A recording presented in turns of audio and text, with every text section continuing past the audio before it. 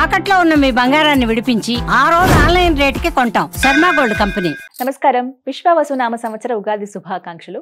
ద్వాదశ రాశుల వారి జాతక ఫలితాలు తెలుసుకుందాం. వివరించేందుకు ప్రస్తుతం మనతో పాటు ఉన్నారు డాక్టర్ ఈడుపుగంటి పద్మజ గారు. వారు జ్యోతిష్య వాస్తు శాస్త్రంలో పట్టభద్రులు. ఇది కూడా తొలి మహిళ అని చెప్పుకోవాలండి. సాధారణంగా పురుషులనే మనం చూస్తూ ఉంటాం. పంచాంగకర్త, అలాగే జ్యోతిష్యంలో పిహెచ్డి చేసి గోల్డ్ మెడల్ సాధించారు ఆవిడ. ఇంకా చెప్పాలంటే యూనివర్సిటీ టాపర్ కూడా. వారు ఎంతో చక్కగా పంచాంగ శ్రవణం వివరిస్తారండి. దాంతో పాటుగా రాసులు వారు ఏ విధంగా పరిహారాల్ని పాటించి వాళ్ళు ఉన్న స్థితి నుంచి ఉన్నత స్థితికి చేరుకోగలరో కూడా చెబుతూ ఉంటారు చిన్న చిన్న మంత్రాల ద్వారా. మరి ఇవాళ కార్యక్రమంలో వారి మాటల్లో విని తెలుసుకుందామా? నమస్కారం అమ్మా. నమస్కారం. ఈ విశ్వావసునామ సంవత్సరంలో మకర రాశి వారి జాతక ఫలితాలు. ఎందుకంటే మకర రాశి వారు చాలా ఆశగా ఎదురు చూస్తారండి. ఏళ్ళనాటి శని ఇక్కడితో అయిపోయిందా, శని మారారు కాబట్టి కొంచెం మంచి రోజులు వస్తాయా అనే ఆలోచన ఉంటుంది. ఎలా ఉందండి ఈ సంవత్సరం? మకర రాశిలోకి వచ్చే నక్షత్రాలను కూడా మనం ప్రధానంగా తీసుకుంటే ఇక్కడ మనకి ఉత్తరాషాఢ 2, 3, 4 పాదాలు, శ్రవణం 1, 2, 3, 4 పాదాలు, ధనిష్ట 1, 2 పాదాలు. ఈ మొత్తం 3 నక్షత్రాలు, వీటికి సంబంధించిన ఈ యొక్క 9 పాదాలు, ఇవన్నీ కూడా ఈ మకర రాశిలోకి వస్తాయి. ఈ మకర రాశి వాళ్ళకి ఆదాయం 8, వ్యయం 14, రాజపూజ్యం 4, అవమానం 5.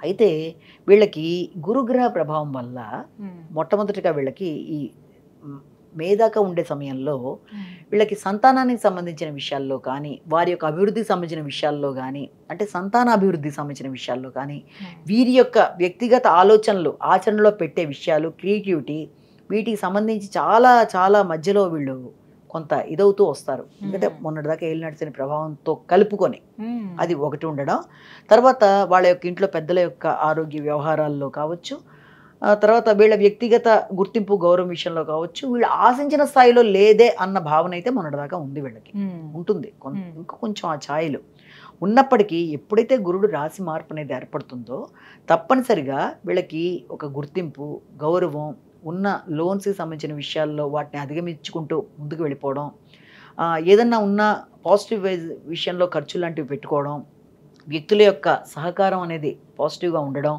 ఇలాంటివన్నీ కూడా వీళ్ళకి అనుకూలంగా ఉంటాయి. అంటే వ్యక్తులు ఇబ్బంది పెట్టడానికి చేసే ప్రయత్నాల వల్ల వీళ్ళ యొక్క కృషి, గౌరవం పెరుగుతుంది. మొట్టమొదటిగా అది అనుకోవాలి వీళ్ళకి సంబంధించి. అలాగే వృత్తి విషయంలో కానీ, లేకపోతే ఖర్చులు కానీ, అవన్నీ కూడా యావరేజ్గా ముందుకు పెడుతున్నా పెద్ద ప్లస్ పాయింట్ ఏంటంటే వీళ్ళకి ఏలినాటి శని యొక్క రిలీఫ్ అనేది ఏర్పడిపోయింది. ఏర్పడిపోవడం వల్ల మంచి ప్రదేశంలోకి ఎప్పుడైతే శని ఎంటర్ అయిపోవడం జరిగిందో సహకారం చాలా పెరుగుతుంది. ఆగిపోయిన పనులు చేసేసుకుంటారు.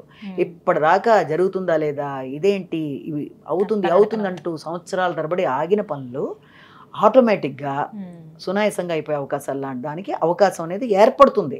అవకాశం ఏర్పడినంత మాత్రాన అన్ని గవబా వెళ్ళిపోతాయి, ఎందుకు జరిగిపోలేదని మళ్ళీ అలా కాదు. దానికి మన వ్యక్తిగత జాతకం కూడా తోడవ్వాలి. అంటే దీని ప్రకారం ఏలినాటి శని అయిపోయింది. వ్యక్తిగత జాతకంలో కూడా చాలా మంచి దశలు కూడా నడుస్తున్నప్పుడు, దశలో అంతర్దశల్ని కలుపుకున్నప్పుడు తప్పనిసరిగా ఇప్పటిదాకా ఆగిన పనులలో ఖచ్చితంగా వెంటనే ఇమీడియట్గా వాళ్ళకి టకటక ముందుకెడతారు. కూడా ఆ దశలే వాళ్ళకి నార్మల్గా ఉంటే ఇది కూడా ఇంకా కొంచెం టైం తీసుకుంటుంది. కాబట్టి దాన్ని కూడా కలుపుకొని చూసుకుంటూ ముందుకు వెళ్ళాలి. కేవలం గోచారాన్ని ప్రధానం కాదు.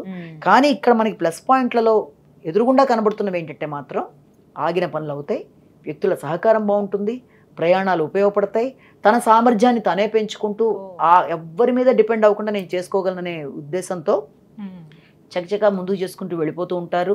వాళ్ళందరూ వాళ్ళే గృహ నిర్మాణ విషయంలోనో లేకపోతే వ్యక్తుల సహకారం లేకుండా చేసుకుంటూ వెళ్ళడం, సంతానం కూడా చాలా అభివృద్ధికరంగా ఉంటారు. వాళ్ళని ఏ రకంగా అయితే వీళ్ళు చూడాలనుకున్నారో వాళ్ళ మీద వీళ్ళు పెట్టుకున్న హోప్స్ చాలా వరకు వాళ్ళు తీర్చడానికి అవకాశాలు లాంటివి వాళ్ళ అభివృద్ధి పరంగా. ఒకటి హెల్త్ ఆఫ్ ఫాదర్ కానీ, పెద్దవాళ్ళది కానీ, ఇంట్లో వాళ్ళ దాంట్లో ఏదైనా చిరాకులు పడుతున్న వాటిని అధిగమిస్తారు, అది అనుకూలంగా ఉంటుంది వీళ్ళకి. ఆ విషయంలో కానీ ఎవరైనా వీళ్ళని ఇబ్బంది పడడానికి చేసే ప్రయత్నాలు, మోసం చేసైనా సరే వీళ్ళని ఏదైనా ఖర్చు పెట్టిద్దాం అనుకున్నా అదేమి వర్కౌట్ అవ్వదు అవతల వాళ్ళకి. ఎందుకంటే ప్రతి విషయంలో వీళ్ళు చాలా జాగ్రత్తలు తీసుకుని ముందుకు వెళ్ళగలుగుతారు. మోసాలనే వీళ్ళ మీద పనిచేసే అవకాశాలు లేవు. అలాగే వ్యక్తుల యొక్క సహకారం లేకుండానే సామర్థ్యం పెరుగుతుంది. ఇలాంటివన్నీ ఉన్నా వీళ్ళు ఎక్కడ ఎక్కువ జాగ్రత్త తీసుకోవాలి అనుకుంటే మాత్రం ఈ రాహుకేతువుల విషయంలో మాత్రం ఖచ్చితంగా కొంత జాగ్రత్త తీసుకోవాలి. ఏ విషయంలో జాగ్రత్త తీసుకోవాలి అంటే కుటుంబపరమైన విషయాలు, ఆర్థిక సంబంధమైన విషయాలు, తర్వాత కుటుంబ వాతావరణంలో మాటలు వల్ల అపార్థాలు, వీటి విషయంలో ఖర్చులు, అంటే ఆకస్మికమైన ఖర్చులు, అవుతూ మానసిక ఆరోగ్య విషయంలో కూడా జాగ్రత్త తీసుకోవాలి. అంటే రాహుకేతువుల వల్ల ఈ రకమైన ఇబ్బంది అనేది ఏర్పడుతుంది కాబట్టి తాత్కాలికమే కాబట్టి, అంటే అది ఉండే సమయం బట్టి ఈ విషయాల్లో జాగ్రత్త తీసుకోవాలి. కానీ శని యొక్క భగవానుడి యొక్క విషయంలో వీళ్ళకి చాలా వరకు అనుకూలంగా ఉంటుంది, ముందుకెళ్ళగలుగుతారు. అలాగే గురుడి ప్రభావం వల్ల ఇతరులు ఇబ్బంది పడడానికి చేసే ప్రయత్నాలతో వీళ్ళ నైపుణ్యాలు పెరిగి శత్రువుల మీద ఆధిపత్యం చెలాయిస్తూ వాళ్ళు అగౌరవపరచడానికి చేసే ప్రయత్నాల వల్ల వీళ్ళ గౌరవం పెరుగుతుంది. కాబట్టి ఒక్కటే రాహుకేతువులకు మాత్రం ఎక్కువ జాగ్రత్తలు మాత్రం తీసుకోవాలి. అంటే మాట్లాడేటప్పుడు ఆలోచించి మాట్లాడాలి. తర్వాత ఖర్చుల విషయంలో కానీ మానసిక ఆరోగ్య విషయంలో మాత్రం ఖచ్చితంగా తగిన విధంగా వం క్రీం అచ్యుతానంత గోవింద, వం క్రీం అచ్యుతానంత గోవింద మానసిక ఆరోగ్య విషయంలో జాగ్రత్తలు తీసుకొని అనవసరమైన ఖర్చులు, లాభాలు లేకుండా వృధా ఖర్చులు వీటి నుంచి అధిగమించడానికి కూడా ఉపయోగపడుతుంది. అలాగే వీళ్ళకి దుర్గాకి సంబంధించి దుర్గాయన మహా చేసుకోవచ్చు, లేకపోతే దుర్గాదేవికి సంబంధించిన అష్టోత్తరాలు, సతనామావళి ఏది వాళ్ళకి అనుకూలంగా ఉందని వాళ్ళు భావిస్తారో మొత్తాన్ని దుర్గాదేవికి సంబంధించినవి చేసుకుంటూ ముందుకెడితే ఆ యొక్క మాటల సమస్య, కుటుంబ పరంగా అపార్థాల నుంచి అధిగమించవచ్చు. చక్కగా వివరించారండి. ధన్యవాదాలు.